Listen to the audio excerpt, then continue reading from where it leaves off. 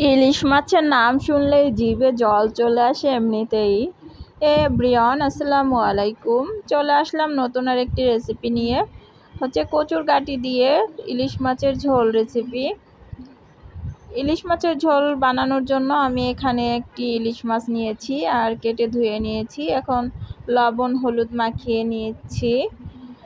আজকে আমি কচুর মুখি দিয়ে ইলিশ মাছ রান্না করব। আমি ইলিশ মাছ হালকা একটু ভেজে নিচ্ছি। অনেকেই ভেজে খেতে পছন্দ করেন, আবার না ভেজেও, আপনাদের ইচ্ছা। আর এখানে আমি কচুর গাঁটি নিয়েছি। কচুর গাঁটিগুলোকেও আমি কেটে ধুয়ে নিয়েছি। আর এদিকে মাছগুলো উলটপালট করে ভেজে নিয়েছি। মাছগুলো ভেজে উঠিয়ে নেব।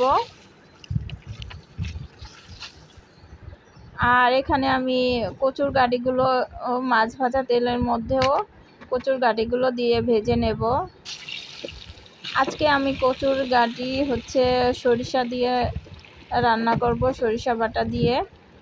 তো এখানে আমি কচুর গাঁটিগুলো মাছ ভাজা তেলের মধ্যে দিয়ে ভেজে নিচ্ছি। কচুর গাঁটিগুলো এভাবে ভেজে নিলে খুবই মজা হয়। আর এখানে পেঁয়াজ কুচি আর কাঁচামরিচ নিয়েছি। এখন আর একটা কড়াইয়ে আমি পেঁয়াজ ভেজে নিচ্ছি। কচুর গাঁটিগুলো ভাজা হয়ে গেছে, উঠিয়ে নিচ্ছি।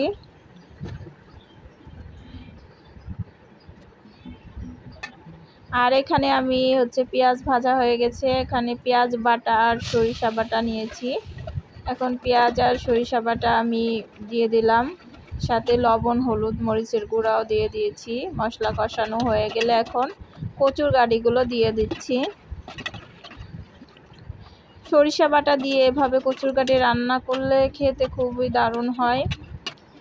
আপনারা একবার করে দেখতে পারেন।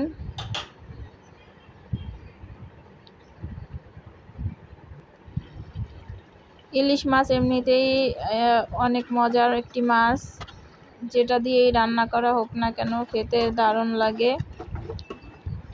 এখানে আমার কচুর গাঁটিগুলো সিদ্ধ হয়ে গেলে আমি ঝোলের পানি দিয়ে দিচ্ছি। ঝোলের পানি টকবগিয়ে ফুটে উঠলে আমি এর মধ্যে মাছগুলো দিয়ে দেব। মাছগুলো দিয়ে কিছু সময় রান্না করে নেব। এভাবে সরিষা বাটা দিয়ে ইলিশ মাছ আর কচুর গাঁটি রান্না করলে খেতে দারুণ মজা হয়। তো আজকের ভিডিওটি এই পর্যন্ত। আজকের ভিডিওটি যদি আপনাদের ভালো লাগে, লাইক কমেন্ট শেয়ার করতে ভুলবেন না। আল্লাহ হাফেজ।